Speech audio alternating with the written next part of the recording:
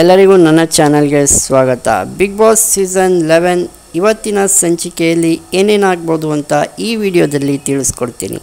ಅದಕ್ಕಿಂತ ಮುಂಚೆ ಸಬ್ಸ್ಕ್ರೈಬ್ ಆಗಿಲ್ಲ ಅಂದರೆ ಸಬ್ಸ್ಕ್ರೈಬ್ ಆಗಿ, ಬೆಲ್ ಐಕಾನ್ ಕೂಡ ಕ್ಲಿಕ್ ಮಾಡಿ.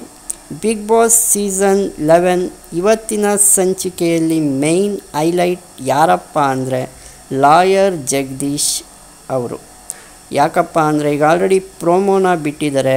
ಅದರಲ್ಲಿ ಅವ್ರು ಹೇಳ್ತಾರೆ, ಬಿಗ್ ಬಾಸ್ ನಾನು ಕ್ವಿಟ್ ಮಾಡ್ತೀನಿ, ದಯವಿಟ್ಟು ನನ್ನ ಇಲ್ಲಿಂದ ಕಳಿಸ್ಕೊಟ್ಬಿಡಿ ಅಂತ ಹೇಳ್ತಾರೆ.